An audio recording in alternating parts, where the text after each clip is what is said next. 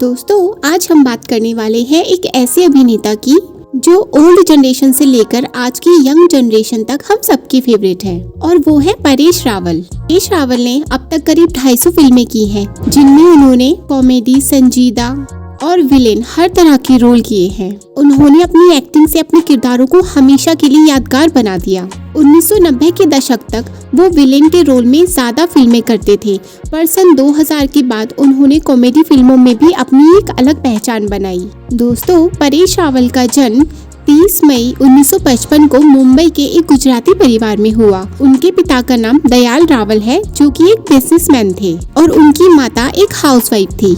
उनके पिता गुजरात के एक छोटे से गांव से थे। बाद में वे मुंबई में आकर बस गए। मुंबई में ही परेश रावल की स्कूलिंग हुई और सन 1974 में Narsee Monjee college of commerce and economics से उन्होंने अपनी ग्रेजुएशन की। परेश रावल को बचपन से ही एक्टिंग का शौक था। जब वह 12 साल के थे तभी उन्होंने डिसाइड कर लिया था कि उन्हें बड़े होकर एक्टर ही बनना है। मुंबई में उनके घर के पास एक थिएटर हुआ करता था, जिसमें परेश अक्सर नाटक देखने जाया करते थे। बॉलीवुड में आने से पहले परेश रावल ने थिएटर में भी काम किया है। परेश ने ग्रेजुएशन के साथ सिविल इंजीनियरिंग की पढ़ाई भी की, पर उनके मन में तो हमेशा से एक्टर बनने की ख्वाहिश थी, तो उन्होंने अपना इंजीनियरिंग करियर बीच में ही छोड़ दिया। और आपको पता है, परेश रावल ने बैंक ऑफ बड़ौदा में भी कुछ समय के लिए नौकरी की। फिर बैंक की नौकरी छोड़ परेश पूरी तरह थिएटर से जुड़ गए। थिएटर के दौरान परेश की मुलाकात फिल्म डायरेक्टर उपेंद्र त्रिवेदी से हुई और उन्होंने अपनी गुजराती फिल्म नसीब नी बलिहारी में काम करने का मौका दिया, और इस तरह सन 1982 में परेश रावल का फिल्मी करियर शुरू हुआ। बॉलीवुड में परेश रावल का डेब्यू सन 1984 में फिल्म होली से हुआ, जिसमें उन्होंने एक सपोर्टिंग रोल प्ले किया, पर इस फिल्म से उन्हें कुछ खास पहचान नहीं मिली। पर सन 1985 में आई फिल्म अर्जुन में परेश रावल ने एक विलेन का रोल किया और इस रोल को लोगों ने बहुत सराहा। इसके बाद सन 1986 में आई फिल्म नाम में परेश ने एक ड्रग डीलर का रोल किया, और इसके बाद परेश ने 1990 के दशक में करीब 100 से अधिक फिल्मों में विलेन का रोल प्ले किया और दर्शकों ने उनकी एक्टिंग को बहुत सराहा। पर बाद में परेश ने खलनायक की जगह कॉमेडी रोल करना शुरू किया, जिसमें उन्हें बहुत सफलता मिली। सन 2000 में आई फिल्म हेरा फेरी में परेश रावल ने बाबू भैया का किरदार निभाया और इस किरदार ने उन्हें घर घर में फेमस कर दिया। देश के साथ साथ पूरी दुनिया में परेश रावल के करोड़ों फैंस हैं। दोस्तों, परेश रावल को उनके कॉमेडी रोल के लिए फिल्म फेयर अवार्ड्स भी मिल चुके हैं। उन्हें फिल्म मोहरा और चाची 420 के लिए बेस्ट कॉमेडियन का फिल्म फेयर अवार्ड भी मिला। दोस्तों, परेश रावल ने अपनी फिल्मी करियर में लगभग हर तरह के रोल किए हैं और लोगों को ये दिखा दिया कि वो सिर्फ विलेन या कॉमेडी नहीं, बल्कि हर किसी किरदार में अपनी एक्टिंग से जान डाल सकते हैं।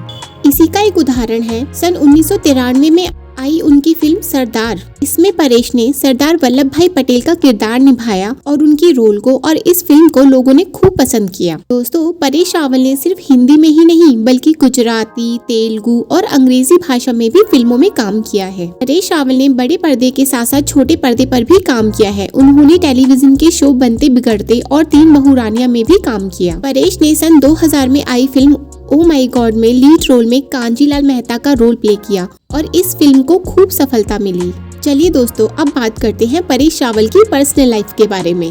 परेश रावल की पत्नी का नाम स्वरूप संपत है, जो कि एक अभिनेत्री होने के साथ साथ सन 1979 में मिस इंडिया भी रह चुकी है। दोस्तों, परेश रावल की लव स्टोरी भी कुछ कम फिल्मी नहीं है।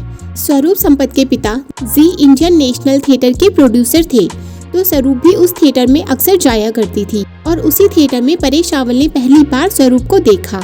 एक बेहद ही खूबसूरत और चंचल सी दिखने वाली लड़की, जिसको देखते ही परेश को उनसे प्यार हो गया।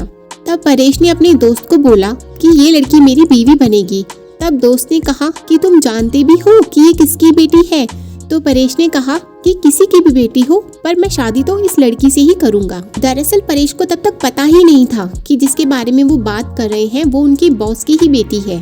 2-3 महीने बाद जब परेश ने फिर से स्वरूप को देखा तो उनके पास जाकर सीधा ही बोल दिया कि मैं तुमसे शादी करना चाहता हूँ। इससे पहले कि स्वरूप कुछ कहती तो परेश ने पहले ही कहा कि अब ये मत कहना कि पहले एक दूसरे को जान लेते हैं, क्योंकि कोई किसी को पूरी जिंदगी भी नहीं जान पाता। उस दिन के बाद परेश और स्वरूप के बीच कोई बातचीत नहीं हुई। फिर 1 साल बाद जब परेश उस थिएटर में ड्रामा प्ले कर रहे थे, तब स्वरूप वो ड्रामा देखने आई और उसके बाद स्वरूप ने बैक स्टेज जाकर परेश से बात की और उनका नाम पूछा। वहाँ से परेश और स्वरूप की दोस्ती की शुरुआत हुई और धीरे धीरे प्यार में बदल गई। और फिर 12 साल बाद दोनों ने मुंबई के लक्ष्मी नारायण मंदिर में शादी कर ली। परेश और स्वरूप की शादी को बहुत ही प्राइवेट रखा गया, सिर्फ कुछ नजदीकी रिश्तेदारों को ही इस शादी में शामिल किया गया। दोस्तों, परेश और स्वरूप एक हैप्पीली मैरिड कपल है। दोनों के 2 बेटे भी हैं जिनका नाम है अनिरुद्ध और आदित्य। अनिरुद्ध बॉलीवुड में एक असिस्टेंट डायरेक्टर के तौर पर काम कर रहे हैं, जबकि आदित्य रावल न्यूयॉर्क यूनिवर्सिटी से स्क्रीन प्ले की पढ़ाई कर रहे हैं। दोस्तों, परेश रावल ने बॉलीवुड में तो एक शानदार अभिनेता के रूप में अपनी अलग जगह बनाई ही है, साथ में उन्होंने राजनीति में भी अपनी किस्मत आजमाई। परेश रावल ने सन 2014 में बीजेपी की तरफ से अहमदाबाद लोकसभा का चुनाव लड़ा और जीतकर बीजेपी सांसद भी बन गए। परेश रावल को एक बार फिर 2021 में चुनाव लड़ने का मौका मिला, पर उन्होंने यह कहकर मना कर दिया कि वो अपनी एक्टिंग करियर की वजह से राजनीति को पूरा समय नहीं दे सकते। दोस्तों, परेश रावल के द्वारा निभाया गया हर किरदार लोगों के दिलों में बसता है, चाहे वो अभिनेता का हो या फिर नेता का। परेश रावल को खूब सारे अवार्ड्स से भी सम्मानित किया जा चुका है। उन्हें फिल्म फेयर अवार्ड्स, जी सिने अवार्ड्स, आईफा अवार्ड्स और स्टार स्क्रीन अवार्ड और साथ ही नेशनल अवार्ड भी मिल चुका है। उन्हें सन 2014 में पद्मश्री अवार्ड से भी सम्मानित किया गया। वो national school of drama society के चेयरपर्सन भी रह चुके हैं। तो दोस्तों, ये थी कुछ दिलचस्प जानकारी परेश रावल के बारे में। अगर ये वीडियो आपको अच्छी लगी हो तो चैनल को सब्सक्राइब करें। Thank you.